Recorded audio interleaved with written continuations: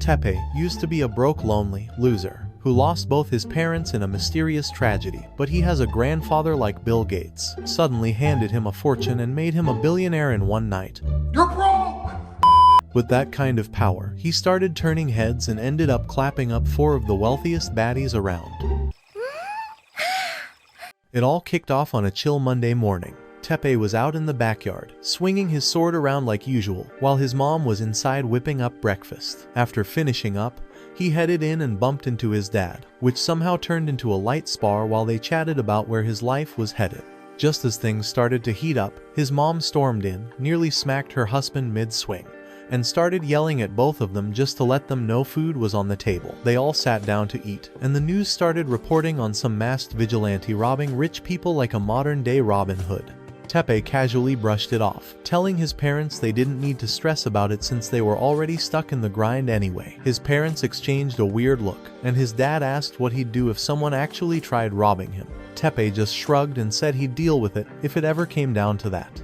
Right after, he grabbed his keys and was heading out to school with his scooter when his mom caught him at the door and told him to take the bike instead. They both waved him off like it was just another normal day, but that ended up being the last time he ever saw them.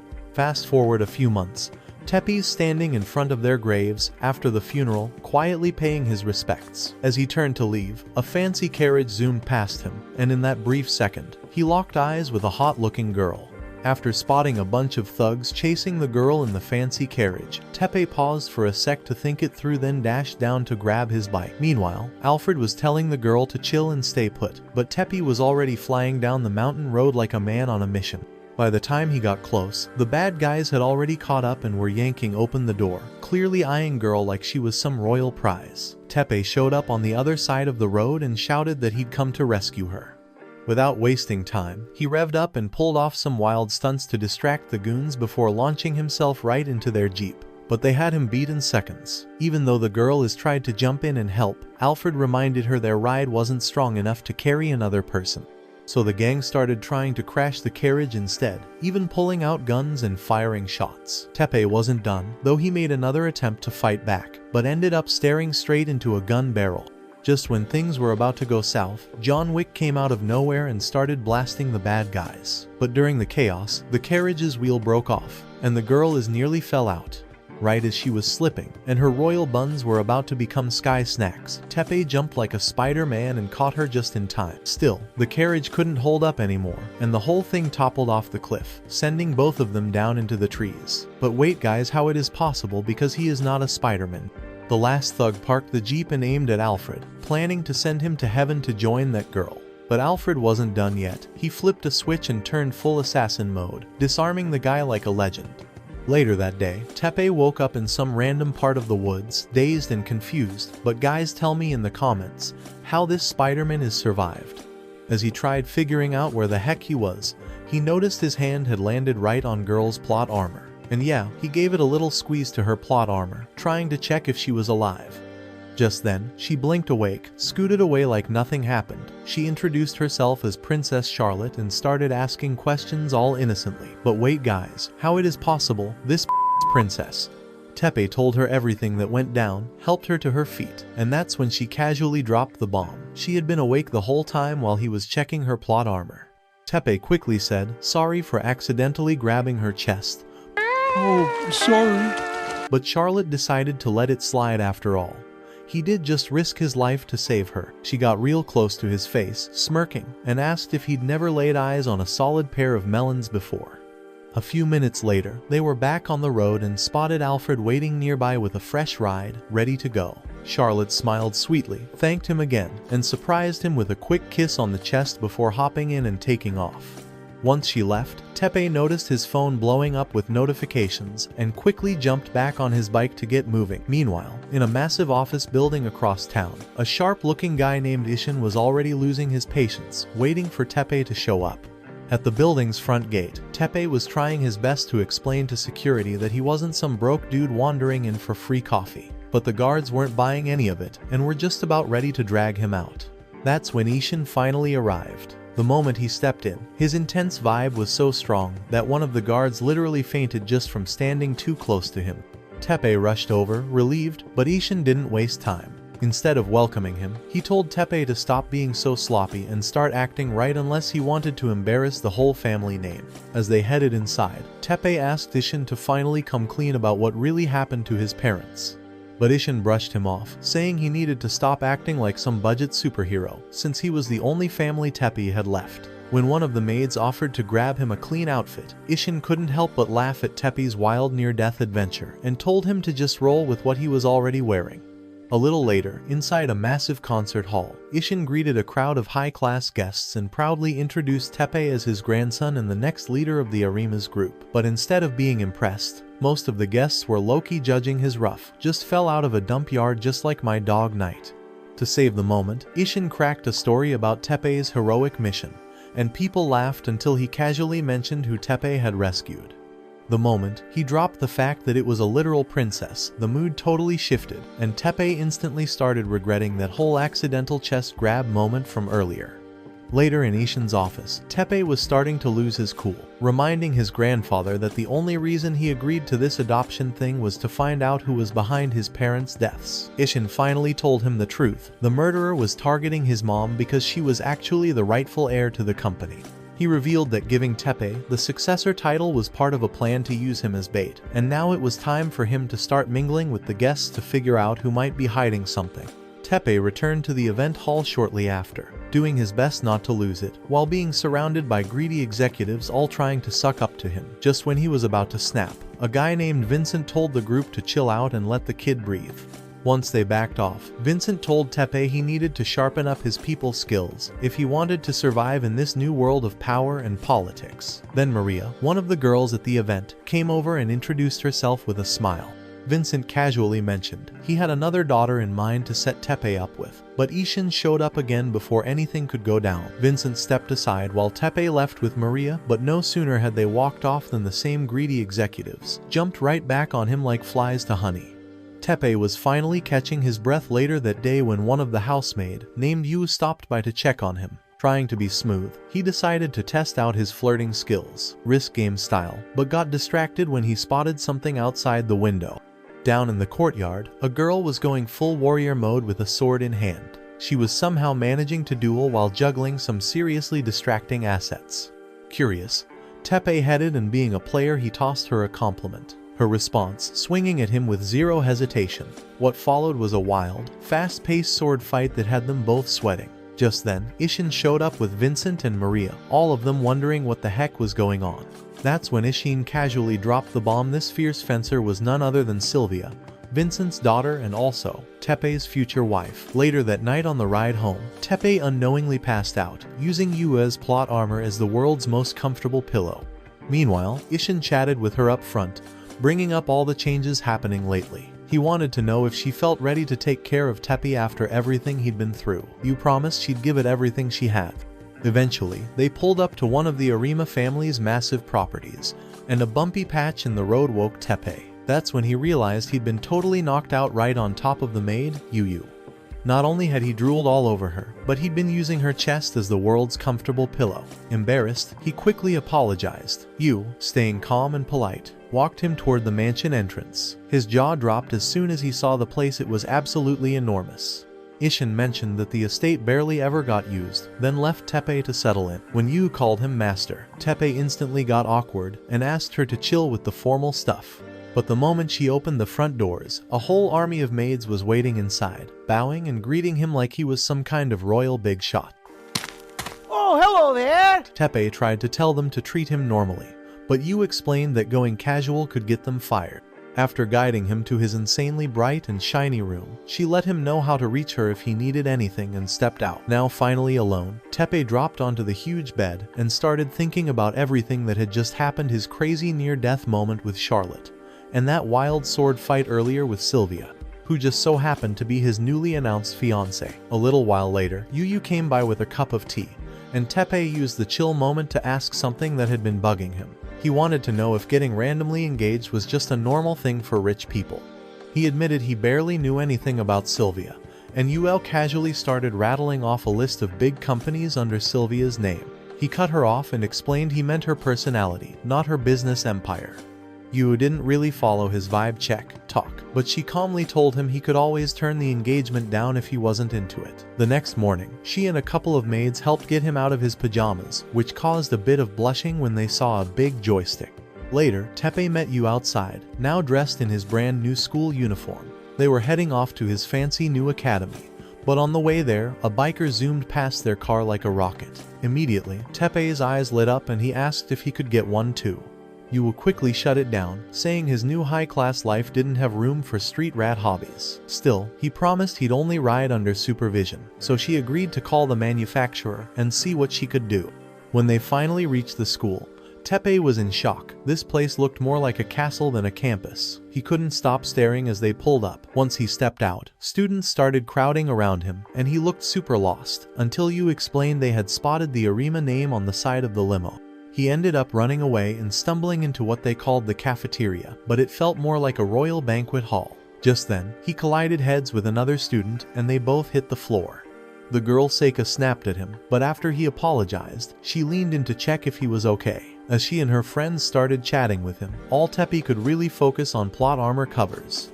As soon as Teppei stood back up, the girl wasted no time calling him out for his sloppy collar, saying he looked way too casual for such a fancy place. Her eyes scanned the rest of his uniform, like she was ready to write him up for breaking the dress code. She then introduced herself with full confidence, assuming he'd definitely heard of her. But Teppei just stood there totally blank-faced, not recognizing her at all. That little moment of cluelessness almost got him wrecked by her background minions, who were ready to throw hands. Thankfully, she let it slide and walked off like it wasn't worth her time, just as Yu finally showed up and told him they needed to head to the principal's office. Once there, Teppei was showered with respect by the principal and staff like he was royalty. On the way out, Yu casually told him Ishin had donated enough cash to buy 10s of Bugatti. In class, the teacher stood up front and introduced Teppei to everyone, and just like everywhere else he'd gone lately, the reaction was the same wide eyes and shocked whispers. He took his seat, trying to stay low-key, but that didn't last long. A guy named Nezu strolled over and introduced himself like they were already tight. Out of nowhere, the rest of the class rushed his desk like it was a celebrity meet and greet, throwing their names at him and hoping he'd remember them. While Teppei was getting verbally trampled, Nezu just kept chatting like nothing was happening, already calling himself Teppei's new best bro. Then, suddenly, someone covered Teppei's eyes from behind and asked him to guess who it was. As he tried to say it was literally his first day, something soft pressed into his back, and he immediately figured it out: Charlotte. She pulled her hands away, smiling when she realized he still recognized her. After thanking him again, she went in for a hug, and somehow ended up in a position that had top of his joystick. Right then, Sylvia walked in, planning to say hi, but ended up walking straight into that awkward scene. Horrified, she bolted. Charlotte offered to show Teppei around the school after that, but someone from Seika's squad had seen the whole mess and quickly ran off to report it. Furious, Seika snapped at one of her green-haired classmates, then promised to keep an eye on Teppei, herself using her position as head of the social club to make sure he didn't get corrupted on day one. Later that day, Teppei was eating lunch with Charlotte when they spotted Sylvia heading toward her fencing practice. He told Charlotte about the arranged marriage and how their earlier situation had made him look bad in her eyes. Charlotte suggested he clear things up with Sylvia and dragged him over to the fencing area. At the club, it didn't take long for him to spot Sylvia. Her figure made her easy to recognize. As they watched her duel, Teppei noticed she was holding back and told Charlotte it was probably because her opponent was no match. Charlotte immediately yelled it out, telling Sylvia what Teppei had said, and even suggested a one-on-one match between them. Before Teppei could say no, Sylvia stepped up and challenged him to a duel. When Seika and her crew overheard what was going down, Yu made a quick phone call, and her group arrived just in time to watch Teppei get completely outmatched. But Sylvia refused to accept the win and asked for a rematch with rules he was more familiar with. Yu showed up with Teppei's actual sword, and while he explained the story to Charlotte, Sylvia handed her helmet to another girl so she wouldn't hurt her opponent.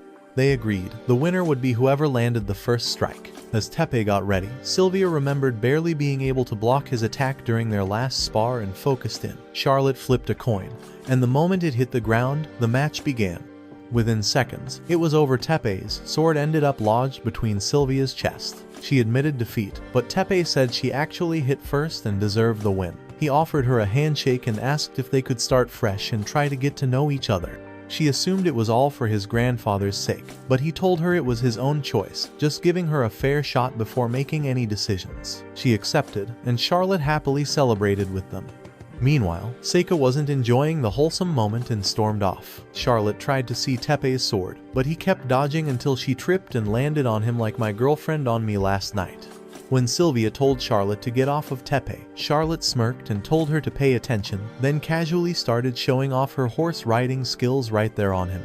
On the way home, Teppei asked Yu about the elite social club all the girls had been recommending. She explained it was a place for the school's top-tier students. Curious, he asked why she wasn't part of it herself. Yu reminded him she was just a highly trained maid. Nothing more.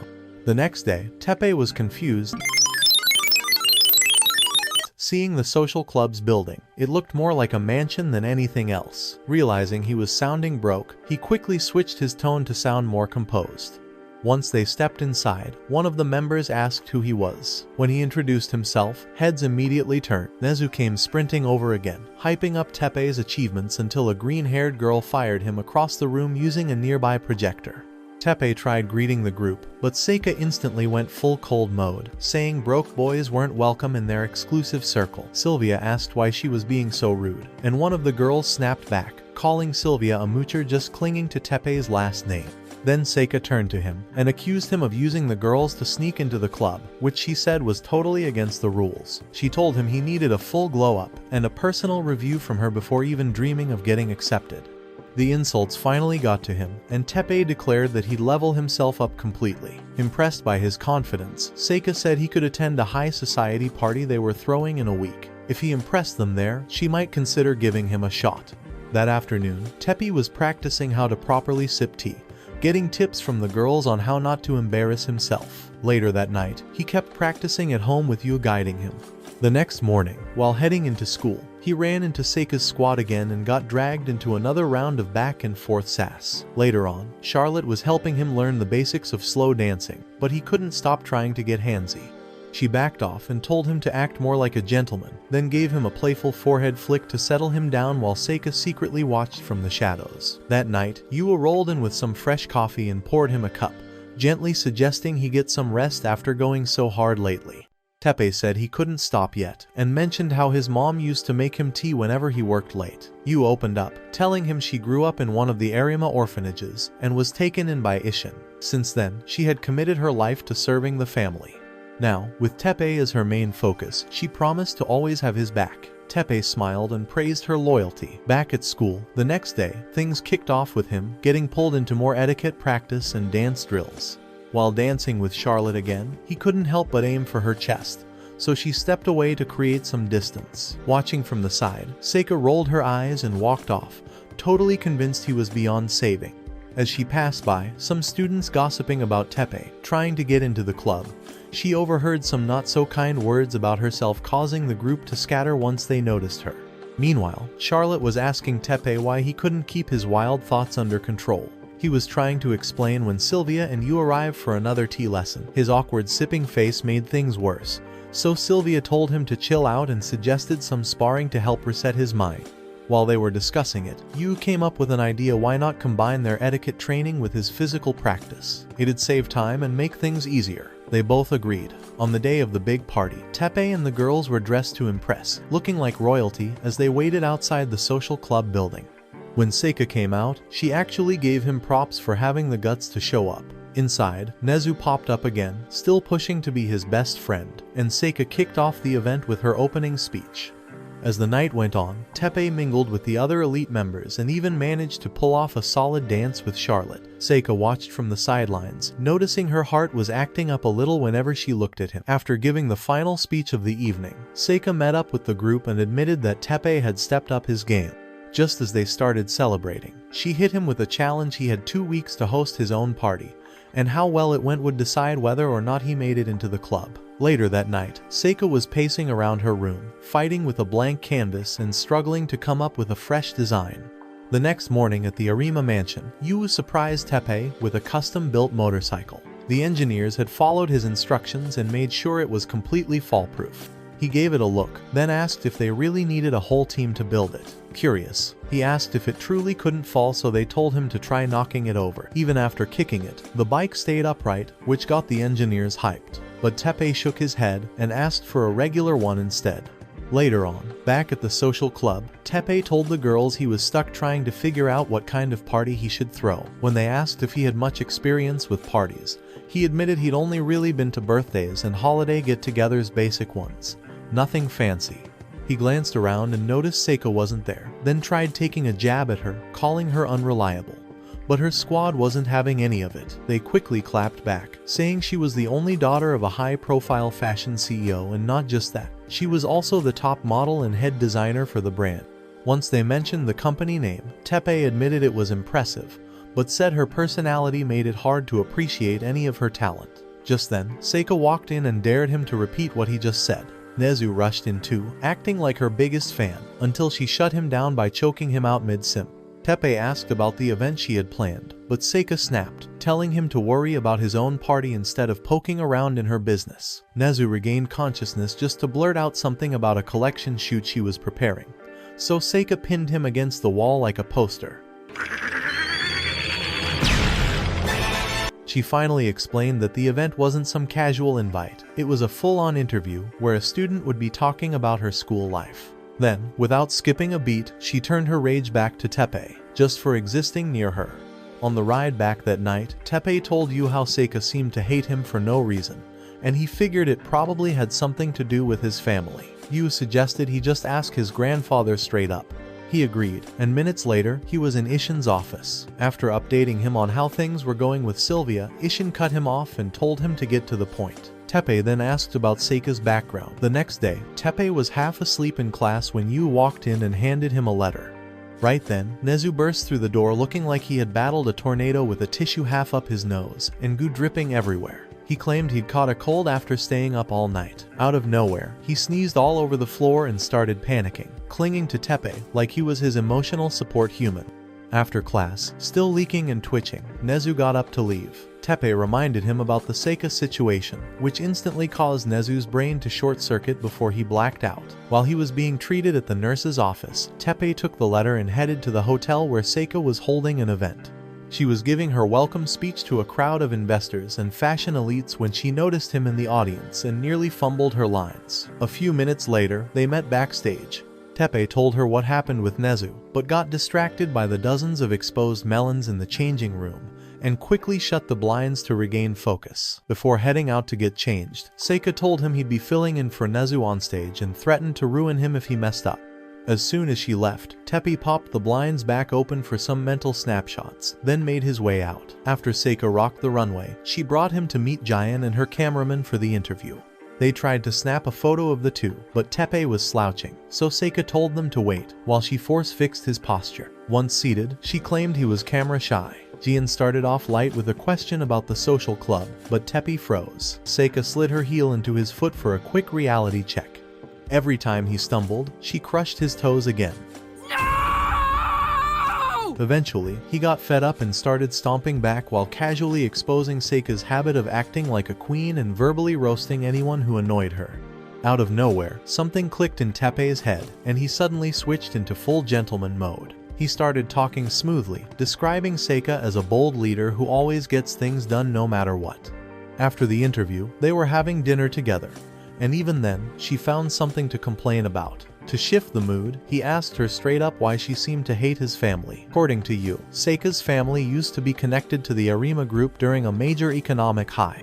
Her dad got so obsessed with work that he ignored his wife, which led her to hook up with Seika's grandfather instead. When Ishin found out, he cut ties with their business and completely shut them out.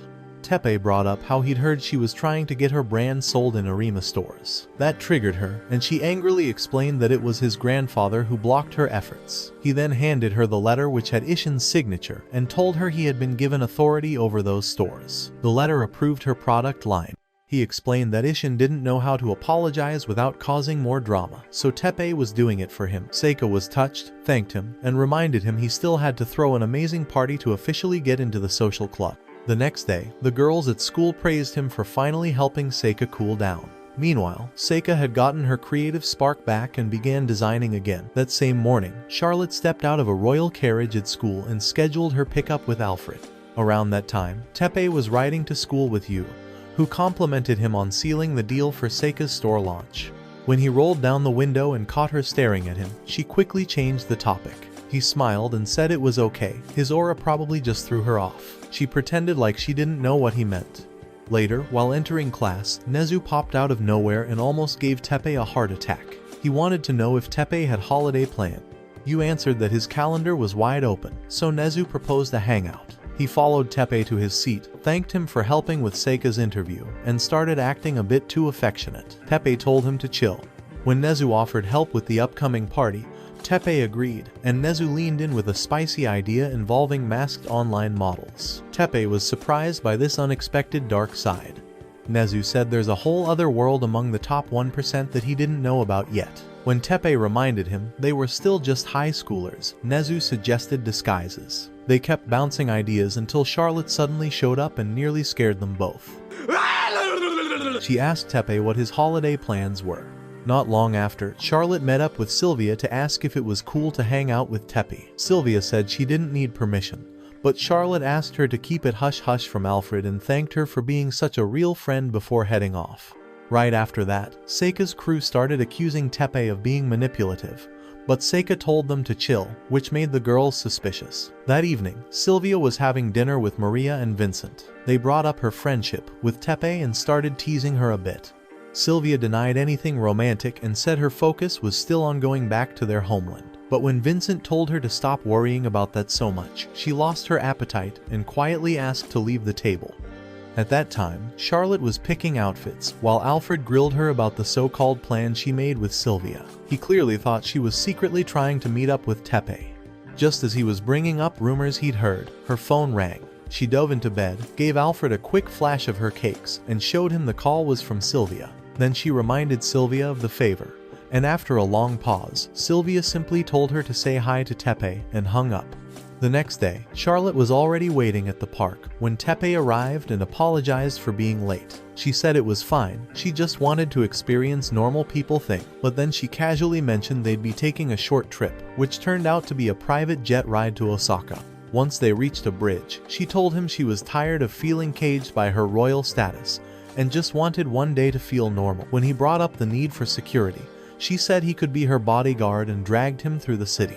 They nearly wrecked an aquarium and got hit with dolphin spray before grabbing food and settling down in a quiet spot. While eating, she asked what kind of meals his chefs used to make. Teppei told her about his mom's cooking and how much he missed it. Not wanting to get emotional, Charlotte suggested they ride the Ferris wheel instead. Up there, she brought the topic of his mom back and said she admired how much love he still had for her. After he opened up about what happened, she told him to treasure her memory and keep her spirit alive. Then, noticing the cold breeze, she made him promise they'd spend the winter season together. Out of nowhere, she asked if he was really planning to marry Sylvia. Teppei said he wasn't sure. Charlotte then talked about their childhood and how Sylvia used to smile more. She revealed that Sylvia's mom had died in an accident, and only her dad knew the full story. Later, one of the butlers gave Teppei a letter Sylvia had written for her mom as a kid. He saw a welcome message she'd drawn and suddenly teared up. Sylvia spotted him and gently asked if he was okay. He responded by hugging her while holding her pendant with her mom's picture inside. From a distance, Charlotte watched. After hearing everything, Teppei admitted he had always seen rich people as different, but now he realized his life, though simple, had its own warmth. As they walked out of the park, he suddenly lit up with an idea for the party. He thanked Charlotte for the trip and was trying to picture everything when she hugged him from behind. She told him not to forget the memories they made together. And when he asked if she was alright, she simply smiled and said she was fine. After the Osaka adventure, Teppei couldn't stop talking about it to everyone throughout the week. When their next break came around, the group met up at a train station. There, Teppei revealed his plan. He wanted them to experience a slice of normal life, so he'd chosen a hot springs trip for the party. Sylvia raised an eyebrow and asked why it had to be hot springs. He grinned and said it was to promote body confidence. When Charlotte and Sylvia noticed a bunch of average folks pouring into the station with tickets, they started to panic. That's when Seika stepped in, showing them how to keep their classy vibes while surviving in a not-so-classy setting. They eventually boarded the train, and Teppei spent the ride asking the girls what kind of fancy vacations they usually took. Meanwhile, Nezu was acting like a sugar-rushed toddler. Once they arrived, the group got shown to their rooms. Yu tried to follow Teppei into the guys' area, but he stopped her. She wasn't comfortable rooming with the social club girls, so he warned her the only other option was sharing a space with a group of cultured rich boys who might get ideas. Later, Teppei and the boys settled in, totally hyped to be on a regular getaway. They gave him props for organizing everything and quickly moved on to what they felt was the trip's true purpose, cracking the mystery of the female body. But they were also terrified of getting hunted down by the girls' billionaire dads. Teppei promised victory and laid out a plan to charm the girls with his unbeatable aura. The guys were completely overloaded with excitement and begged him to teach them his mysterious ways. He agreed to guide them in mastering the art of the Sigma male.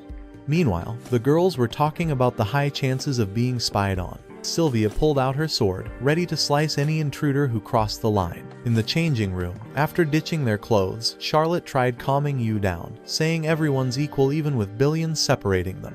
Seika told Sylvia to put the sword away before it popped someone's implant. At the baths, the girls complimented Seika's hair, which she proudly showed off until she noticed the other's assets made her look flat in comparison. Spotting Erica, who had a similar situation, she went over to bond. While they chatted about their shared struggles, the boys were listening from the other side, barely holding it together. One of them finally cracked and barged in, only to get instantly folded and tossed back out as a warning. Sylvia reminded everyone why swords are a vacation essential. Meanwhile, Teppei regrouped the boys and led them to a different spot for one last mission. They talked through their strategy as their limbs slowly turned to ice. Nezu whined about his skincare routine being ruined, but Teppei said sacrifices had to be made. As they neared the target zone, the mist got thick, and Teppei tried giving visibility instructions to the heavier teammate, but before he could finish, he fell into a trap hole and discovered new levels of pain. Trying to rally Nezu with a pep talk, he realized their red-haired friend had also been swallowed by the fog. With tears in his eyes, Teppei vowed to see it through, but then stepped on another painful surprise. Get me the hell out of here! By nightfall, the girls were glowing like stars in the steamy mist until one of them looked up and spotted something flying through the air. It was Teppei, mid-crash, hurtling toward them like a meteor. A few minutes later, Teppei and the guys were silently getting chewed out. The sting of their failed mission was already painful enough, and none of them dared say a word. When Yu casually mentioned she might have let him touch her melons if he'd just asked, the boys suddenly understood why the Arma family carried so much power and why you don't mess with them. Seika nearly choked Teppei out on the spot, but Charlotte quickly told her to chill before she landed herself in jail. So instead, Seika came up with a creative punishment, a ping-pong battle to settle the score. Moments later, everyone was getting ready for the match that would decide the boys' fate. After Seika laid down the rules, Teppei asked Sylvia if she wanted to back out. But the second Seika shouted, "Go," Teppei caught her off guard and scored the first point. Sylvia wasn't having it. She targeted his greatest weakness of all boys in return, and instantly evened the score. The group spent the rest of the night playing a bunch of random games before finally calling it a day. While the guys were out cold, the girls stayed up chatting about their childhood memories. Charlotte eventually asked Seika if Teppei's hot springs party passed her standards. After a long pause, Seika admitted it was actually kind of fun and decided she'd officially announce his club membership next week. Then someone brought up Yu's melon offer from earlier, and Seika asked what that was about. That opened the floodgates, and the conversation turned into guessing who Teppei might end up dating. After agreeing to support whoever he chose, the girls finally dozed off. Meanwhile, Teppei was outside freezing his butt off, unable to sleep. The following week, Teppei was outside the Arma estate when the company engineers showed up again, this time with a new custom-built bike. But the bike now had legs, actual legs. He stared at it in horror and shouted, "What the heck is that?" Later that morning at school, Teppei tried sneaking up on Charlotte from behind, but she'd already memorized his smell and caught him instantly. As they chatted, Sylvia stood off to the side, feeling out of place and thinking about what they had discussed back at the hot springs. Suddenly, Alfred came crashing through a window, yelling at Teppei to take his grubby hands off the princess. But Charlotte told him to back off. Teppei was her one and only love. That short-circuited Alfred's grandpa brain, and he started chasing them through the school like an angry skeleton on a mission. Eventually, his joints gave out, and they escaped to a nearby park. When Charlotte twisted her ankle, Teppei quickly picked her up and apologized for dragging her into chaos. She smiled and asked if he'd invite her to dinner at the Arma company building, and he agreed. Moments later, she got patched up in the infirmary, but something weird happened. Rose petals suddenly rained from above. Everyone ran outside and saw an airship hovering overhead. Then, a flashy daredevil in royal-inspired fashion jumped out. After opening his parachute mid-fall, he landed in the courtyard, spotting Charlotte and calling out to her before jumping down. Seika immediately threatened to call security, but Sylvia stepped in and explained who he was. The guy introduced himself as Hartman, a rich businessman from Charlotte's homeland who also had ties to the Arma group. He kissed the back of Charlotte's hand, looked at Teppei, and introduced himself again this time, saying he was Charlotte's fiancé. After school, Hartman thanked Seika for the tour and mentioned he had a meeting with Ishin before heading off.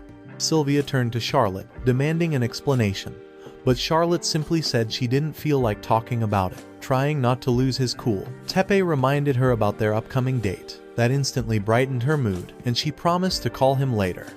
That night, Sylvia had just finished her bath and was heading back to her room when she overheard her dad on the phone. He sounded angry about some tension building up between their nation and Charlotte's. The next day, inside the social club, Charlotte approached Sylvia and immediately started asking for answers. She apologized for not telling her about Hartman earlier, but Sylvia waved it off. Her real concern was the secret nuclear site being built near their shared borders. Charlotte had no clue about it, which made Sylvia more suspicious. She said she'd overheard her father mention a mysterious third country being involved. Just then, they noticed Seika lurking nearby. Sylvia called her out for eavesdropping, but Seika told them to lower their voices if it was supposed to be a secret. She added that there were rumors flying around about something major going down that evening at the Arma company building. Later that day, after school, Charlotte was heading toward her carriage when she received a message from Teppei, inviting her somewhere. She didn't know someone had eyes on her as she left. That evening, Teppei was at the reception desk working his charm on the receptionist when Hartman arrived, accompanied by Josephine. The receptionist stepped away to grab a menu, leaving Teppei's phone behind on the desk. While she was gone, Teppei went over to greet Hartman. Once they wrapped up their chat, he returned and scrolled through the menu, unaware of any danger. Meanwhile, Charlotte was still trying to get a hold of him. Eventually, she received a message with the suite number. As Ishin arrived for the meeting, Hartman looked excited to begin, but they had to wait for Vincent to join. Once everyone was seated, the conversation started. They were trying to form an alliance between their nations and the Arma group. Originally, the idea was to build a resort at the border, but now, a shadowy third country was allegedly planting explosives to create chaos. Ishin blamed Hartman's soft-hearted nature, and Hartman admitted it, promising to investigate. Back outside, Charlotte jumped into a cab to rush to Teppei, but Alfred spotted her and chased the car down. She yelled at the driver to step on it. At that same moment, Sylvia was home, asking Maria if their dad had mentioned anything about Teppei. Maria told her their father had actually asked her to go visit him. By now, Charlotte had reached the Arma building, but Teppei was still outside training instead of getting ready for their date. Charlotte arrived at the suite, didn't see him, and started trying to call. Yua noticed Teppei's phone lighting up and told him. He called back, but just as she was about to answer, someone attacked her and all the lights in the building went out. Teppei then got a chilling message from the people who had murdered his parents. They claimed they'd taken Charlotte too. Inside the building, a group of armed operatives had already disabled the guards and taken over. They moved through the halls, capturing the remaining staff before storming the conference room. Now, Ishin, Vincent, and Hartman were staring down the barrels of several guns. Then, Josephine revealed herself as the one leading the ambush. Hartman was shocked and asked what this was all about. She told him maybe next time he should hire someone with actual qualifications, not a sexy assistant. At the same moment, Yua received a distress call from Ishin, giving her a quick rundown of the situation before a thug pressed a gun to his head. Yu instantly contacted security teams for reinforcements and tried to assess the full threat. Meanwhile, Teppei was still trying to piece everything together, especially how Charlotte was caught up in all of this. Meanwhile, Charlotte was still in the suite, makeup ruined and being held down by one of the armed men. He warned her to stop struggling or get shot. After letting her sit up, the guy got distracted by her looks and went off on a weird rant. They tied her up and pulled out a monitor to check if the media had caught on, but all they found was a news update on the blackout. Seika had already called her grandfather to keep the news quiet. At the same time, the goons in the conference room realized someone was messing with the company systems. Back at the mansion, Yu and her team of ultra geek maids were typing like crazy to regain control. She tried explaining it to Teppei, but a hacker from the other side began pushing back. Yu managed to get the cameras back online and showed him the conference room in Charlotte. Before they could react, the system was hit with a virus. Yu simplified everything so Teppei could understand. He instantly decided to go there himself. She tried stopping him, but he was firm, so she offered backup. He was about to ride out on the weird-legged bike when Sylvia arrived, suited up, and said she was coming too. After wrestling her way into the jumpsuit, they were suddenly chased by more armed men waiting outside. Sylvia blocked the first shots, but the attackers turned aggressive. Yu told Teppei to press a button. 2 mechanical legs detached and wiped out one biker. The second guy jumped, but the tech legs followed him and hit below the belt. At the company, Charlotte asked the goon why they were doing this. He explained he'd grown up poor while watching the Arma empire thrive. Teppei and Sylvia snuck inside and found the rear guards drinking. After taking some down, they tried going up, but more gunmen opened fire, forcing them back. Luckily, they ran into the special protection unit that had just arrived. After getting briefed, they heard music and fireworks.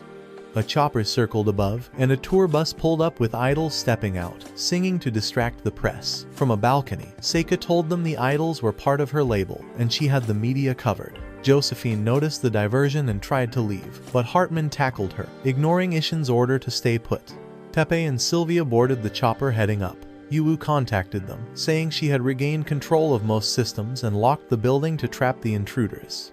As they neared the roof, Sylvia decided to go full action hero. She jumped, ditched the jumpsuit midair, changed outfits, and sliced down enemies on the way in. Inside, Josephine was stomping on her ex-boss until Ishin told her to stop. Vincent asked what their goal was. She revealed they were part of a group called The Truth, aiming to destroy Arima's image. Ishin mocked them for failing and gave them a 0 stars review. Josephine told her team to fall back. Meanwhile, the goon holding Charlotte said the bombs had already been activated and ran. Inside, Teppei and Sylvia were trying to figure out how to defuse them. Yu had control over most systems again, so they met up with Ishin and Vincent to assess things. Once Teppei heard Hartman's name, he ran off to find Charlotte. She had been lost in thought, remembering what the goon said, until she heard Teppei shouting. This is unacceptable! She called back, and he found her. After a hug, she quickly told him the bombs were live. Right as the countdown hit 0, Yu finally tracked down the bomb's location, but the power cut again before she could act. Everyone else had already escaped using Seika's chopper, so Yu filled them in. Some of the viruses had mutated, and she needed time to retake full control to save Teppei. Seika wanted to go back, but Sylvia argued with her about it. Vincent suggested they all head home and regroup. Meanwhile, inside the building, Teppei was still trying to figure out how to break through the reinforced doors. Charlotte, on the other hand, was fully convinced she was the lead in a royal romance movie. Are you always this articulate? Suddenly, Josephine and her goons video called them just to taunt. Teppei asked why she was going so far, and she simply replied that she just hated rich people. Back at the Arma mansion, Yu was still fighting the virus. She said there was one last option, a full system reset, but it meant wiping all company data. Ishin called to ask how long a reboot would take, and after she told him, he said to go for it, claiming every file was stored in his head, which was probably already halfway to forgetting breakfast. Just then, a maid announced they'd found the bombs. The SP units were deployed instantly. With a map displayed and timers running, they calculated how many teams they'd need. It wasn't enough, so Sylvia volunteered to return. Vincent tried to stop her, but she was already gone. Seika joined her. Yu gave Teppei coordinates before launching the reset. He and Charlotte sprinted down hallways and ran into the same weird goons as before. The moment they heard her voice, the guys started daydreaming about fantasy roleplays, so Teppei knocked them out. They reached another locked door. Yu said there wasn't time to reroute, so Teppei tried forcing it open, nearly broke himself. He pulled out his sword, and Charlotte lit up like a fangirl, but the sword shattered, nearly triggering her trauma again. Teppei quickly calmed her down. Elsewhere, Sylvia and Seika were flying in. During the ride, Seika opened up about her feelings for Teppei. Sylvia admitted she hated feeling powerless like she did when her mom died. Seika confessed her grudge was turning into something more. Back inside, Teppei told Charlotte to stop cheerleading and help. She pulled out a chainsaw and pointed out the tool shop next to them.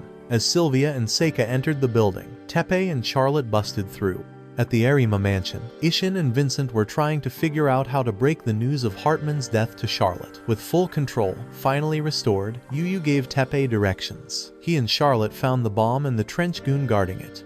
Sylvia and Seika had also reached their bomb, but Yu told them it was tied to a deadly guessing game, which instantly made Seika regret volunteering. The goon fired a shot, and Teppei blocked it, shielding Charlotte. With just his broken sword, he took 2 more shots and knocked the guy out, calling him pathetic.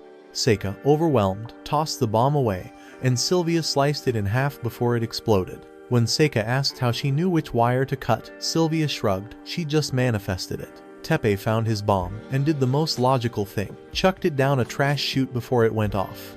With all explosives dealt with, Ishin thanked everyone. Outside, Sylvia told Charlotte about Hartman. Charlotte said she never loved him, only tried because their families expected it. Then, a limo pulled up. The driver said he was her ride home. Charlotte hopped in, waved goodbye, and left. Everyone hoped she was okay, but it turned out the driver was Hartman. Right after Charlotte left, the Arima group limo pulled up and Yu nearly hugged the life out of Teppei. Vincent reunited with Sylvia too, and Ishin let them know Alfred was supposed to come pick up Charlotte. Once they mentioned the random driver who claimed Ishin had sent him, everyone instantly realized how careless they'd been, especially after surviving a hostage situation. Teppei took it the hardest, shutting down completely as the rain started to fall. Somewhere during the ride, Hartman stopped the car and let Josephine in. Before Charlotte could ask anything, she was drugged mid-sentence. That same night, Sylvia was out training in the rain, while Yu worried about Teppei, who had stopped eating and spent all day lost in thoughts of Charlotte. Back at Arima HQ, Ishin assumed the same people behind her abduction were linked to the secret nuclear site. Airport footage soon came in showing Hartman carrying Charlotte onto a plane. They quickly realized she was being taken to Russia. Teppei wanted to launch another rescue, but Vincent explained it was now an international issue way out of their hands. The next morning, Nezu tried to cheer Teppei up, but he wasn't having it and eventually left school. He wandered around town, visiting the spots that reminded him of time spent with Charlotte. Meanwhile, Charlotte woke up on a bullet train and spotted Hartman. While she struggled against her restraints, she asked why he did it. Hartman revealed he'd never let Teppei live and that the earlier hostage plot was just a teaser. He also mentioned old grudges with Ishin and left her with the same odd guards from before. Charlotte quickly worked her royal charm on the goons, and they ended up cutting her loose. At the Arima mansion, Yu received details about the train Charlotte was on and shared it with Sylvia, but they weren't sure how Teppei would react. That night, Teppei returned home only to find Seika waiting to confront him about skipping school. When he admitted his depression was setting in, she snapped and told him to stop acting weak. Her speech backfired, so she leaned in and kissed him instead, then blurted out her feelings. Sylvia walked in, saw the whole thing, and slapped Teppei back to reality. She reminded him of the fire he once had when he challenged her and told him to get it back. After sharing the intel on Charlotte, she announced she'd go rescue her herself. Yu was standing by the door. Sylvia and Seika told her to do whatever it took to bring Teppei back from the slump. Later that night, Teppei was lying in bed, completely drained. Yu walked in and tried to talk, but he turned away. So she climbed in beside him, placed his head on her lap, and gently stroked his hair. Instead of a tough talk, she used a soft, comforting tone to reach him. Back on the train, Josephine was doing her thing, trying to seduce Hartman. When he brought up Charlotte again, she asked if he still planned to marry her. Hartman got up to leave, but she tried using her curves to change his mind. But my bro is Sigma male. But Hartman wasn't falling for cheap distractions. He was too Sigma to be fooled by curves. Meanwhile, Charlotte was playing cards with the guards and heard they had a long journey ahead. She casually flashed them while whining about being sweaty. When she offered to keep playing, the guys nervously suggested she go take a shower. One of them even had to knock his buddy out to stop him from staring. Back at home, Sylvia's father was putting his foot down after hearing about her plan from Yu. He didn't want her getting involved in another rescue, but Sylvia reminded him that as royalty, she had a duty to act. With Maria backing her up, Vincent finally caved and told them to return to Japan after the mission. Later, Charlotte was in the shower when the guards tried to sneak a peek. She chucked her shoes at them. That's when Josephine walked in and tried getting handsy. Charlotte reminded her that she was still technically a hostage, but also dared her to bring the fight. Josephine decided to leave. She later ran into Hartman, who already knew Charlotte had been stirring things up. But instead of getting mad, he was thrilled to hear that the leaked train location had likely reached Teppei.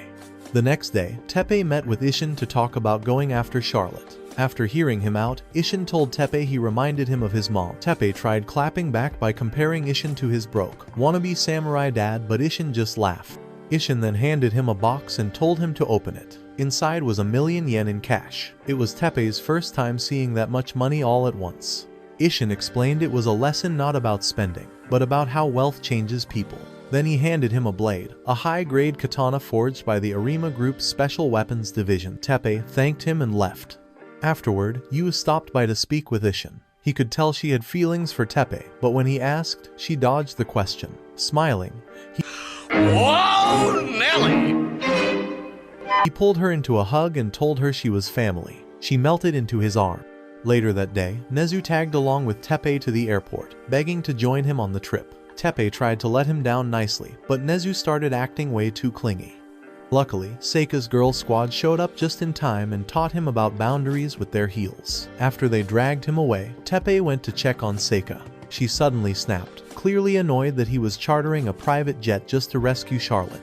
Realizing she overreacted, she quickly apologized and hugged him tight, asking him to come back alive so they could continue what they'd started at the Arima mansion. Once they were gone, Yu called Vincent to request military backup from his country's elite cavalry to help save Charlotte. She also called Alfred, interrupting his bench press session to update him on what was happening aboard the train. Meanwhile, Charlotte had gotten bored of playing cards and told the guards to come up with something else to keep her occupied. In another part of the train, Josephine was still throwing herself at Hartman while delivering a status update on their plan. Not long after, Teppei landed in Fishtonia with Yu. Sylvia came to welcome them, joined by Maria. As the newly appointed leader of the cavalry, Vincent also arrived and invited Teppei and Sylvia to a party that evening to help ease the rising tension. That night, while everyone else enjoyed the celebration, Sylvia stood outside lost in thought. Teppei joined her, and they talked about everything that had happened. Her return to Fishtonia had her feeling sentimental, and she pulled out a photo of her mother. Teppei pointed out how much she resembled her, and the cheesy line made her blush. He reminded her of the night they first crossed paths, and she smiled before asking if they could duel again. Moments later, the two were sparring under the stars, exchanging light blows while chatting about their childhoods. Just as Teppei was about to say something important, he was hit with the sudden reminder of Charlotte. He hesitated, but Sylvia cut in to declare that she was going to fight for her nation, no matter what. Then she struck first and disarmed him. After sheathing her sword, she looked him dead in the eyes and said he should cancel the engagement. She didn't want to marry someone she had already beaten twice. And then, without hesitation, she leaned in and kissed him to find out what it really felt like. The next day, the team gathered to lay out their strategy to rescue Charlotte from the moving train. Meanwhile, Charlotte was still playing a new game with the guards. After showing off a little, and scrambling their brains with some visual chaos, she joked about how nice it was to bond despite their differences. Elsewhere, Sylvia and her cavalry of fierce, cosplay-level Amazons stood assembled and ready. She gave the command to intercept the train and demanded Hartman bring it to a halt. He ignored her completely. Seconds later, he was alerted that Teppei had joined the chase riding, full throttle on his ridiculous tech-loaded bike. Charlotte, still busy with cards, overheard the commotion and sprinted outside just in time to see Teppei being shot at by goons. Sylvia's crew was also trying to block the tracks and stop the train. As Charlotte called out, the man on the bike turned out to be Alfred, pulling up in his jumpsuit like a real action hero, dodging bullets like a pro.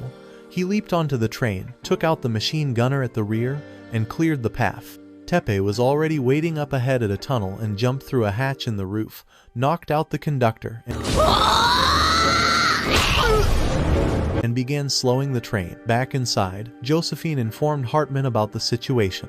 He ordered her to take care of Teppei and sent his men to deal with Sylvia's cavalry. Josephine dragged Charlotte to the train's control room, using her as a hostage to force a reset. She cranked the speed back up, then shoved Charlotte toward Teppei and sarcastically told them to share a final kiss. Gunshots rang out, and Charlotte collapsed. Hartman had stepped in and shot her first. He coldly walked over and insulted her before saying goodbye. Turning to Teppei, Hartman revealed that long ago, he'd been a street kid who tried to pick Ishin's pocket. Ishin humiliated him in front of a crowd, and since then, he'd dedicated his life to gaining power and getting revenge. Hartman triggered a separation of the train cars and claimed Teppei's arrival had ruined his original plan. Just as one goon charged, Teppei used his sword to take him down, blocking Hartman's shot in the process. But a sudden jolt from the wiring sent Charlotte flying off the edge. Teppei managed to grab her hand, but Hartman lunged forward, kicked him off the train, and pulled Charlotte back inside. Elsewhere, back at school, Seika was zoning out alone in the courtyard, soaked from the rain. The other girls weren't thrilled about it. Nezu tried stepping up and suggested they manage social club affairs in her absence. They stared at him like he'd grown two heads. Curious, they asked why he thought he was in charge. Nezu started rambling about his role in the Charlotte rescue op, forgetting he was supposed to keep it all secret. Turned out, he'd already spilled everything to the rest of the club, trying to boost his cool points by riding on Teppei's fame. As punishment for blowing their cover, the girls launched him through the ceiling. He barely got a word out before turning into human wallpaper again. Meanwhile, Seika sat motionless, unable to even pick up her pencil. She was starting to regret her choice to stay behind. Back on the train, Charlotte was silently praying for a miracle, but Hartman coldly told her it was far too late for that. Just then, she noticed Josephine was still alive and barely breathing. Hartman walked over, cut Charlotte's ropes, and said he was going to make the world believe that Teppei had kidnapped her while making himself look like the hero who saved her. As he explained how people were easily fooled and how twisted society could be, Charlotte responded that she still believed everyone had a hidden angel inside. She even tried pulling her best princess charm to convince him to help Josephine, but he shot her down and told her to handle it herself. So, determined to prove him wrong, Charlotte hoisted Josephine onto her back and declared she'd show the world that deep down, all people were happy unicorns. Meanwhile, Teppei was having a weird dream involving his parents and the mysterious woman pregnant with Gath's child. When he woke up, he found Sylvia carrying him while riding on Alfred's bike. Alfred said they needed to move faster, so someone had to get off. To decide who'd stay behind, they played rock, paper, scissors. After losing twice, Alfred was left standing there in tears and snot while Teppei raced ahead, determined to catch up to the train. Back on the train, Charlotte was still trying to help Josephine, but it wasn't looking good until a few guards showed up and revealed they were former medical students. As Josephine remained unconscious, Charlotte suddenly heard Teppei's voice nearby, asking her to help guide him to a shortcut. After spotting one, he revved into the open fields without hesitation. At the same time, Charlotte was watching the sketchy med school dropout guards perform emergency treatment on Josephine. They were chatting about their failed careers when someone casually mentioned Teppei's name and Charlotte instantly dashed out. Hartman had overheard too and was hot on her trail, while Charlotte fought off goons who were firing at Teppei. He'd just gotten close enough to hear her voice when Hartman grabbed her again. Thinking fast, Teppei handed the bike to Sylvia, pulled out his sword, slashed through a window, and leapt into the train like an action hero. Hartman barked at his men to forget Sylvia and focus, but Charlotte managed to slip from his grasp once more. Teppei separated the cars, forcing a split between them. Hartman reached Charlotte again, but now Teppei stood in his way. Hartman promised to end it for real this time, but Teppei calmly told Charlotte not to worry like he had infinite backup plans. When Hartman fired a warning shot, Teppei kept talking, so Hartman grazed his cheek and warned that the next bullet was heading straight for his throat. Teppei suddenly kicked things into high gear and started dumping his entire life story on Hartman, delivering one of those emotionally loaded monologues that had Hartman so stressed out he ended up blowing up the train's engines. Charlotte ran to Teppei in a panic and begged him to escape as the flames started creeping in, but he weirdly kept trying to save Hartman. That's when Hartman casually dropped the ultimate bomb. He was the one responsible for killing Teppei's parent. Even after that soul-crushing truth, Teppei listened to Charlotte's pep talk, swallowed his pain, and somehow chose to forgive the guy. When Hartman tried to shoot again, Teppei was close enough to knock the gun away and landed a clean punch to his face, telling him it was time to start over. Right after that, the two of them jumped out of the train just as it exploded, and Teppei and Charlotte were saved at the last second by Sylvia. As for Hartman, Alfred mistook him for Charlotte, scooped him up mid-chaos, and chucked him straight into a river like a sack of trash. Once they were off Sylvia's bike and finally safe, Charlotte tackled Teppei and gave him a full-body thank you that involved activities Sylvia didn't even know were physically possible. Meanwhile, Maria had just managed to deliver the good news to TDU, and Vincent immediately called it a full-blown victory. The next day, everyone was back home, all dressed up and gathered outside the social club building. Seika and the rest of the members welcomed them warmly, and after getting Charlotte's nod, Seika borrowed Teppei for the first dance. One by one, they all joined in, turning the whole moment into a celebration. A few days later, Teppei was walking to school when he found out they were now spending billions to repair all the damage caused during the insane rescue mission, including wrecked trains and destroyed fields. Feeling a little responsible, he decided to step up and start planning another party. Not long after, he bumped into Seika and couldn't help but admire her from behind, only for her to completely short-circuit his brain with a single look. She then told him to ask Sylvia about the upcoming event. He found Sylvia training with Maria shortly after. While Maria was excited to receive something from him, Sylvia told him to check with the real boss of his harem, Charlotte. When he approached Charlotte, she acted like she wasn't interested at first, but eventually gave in and told him to just do whatever he felt was right.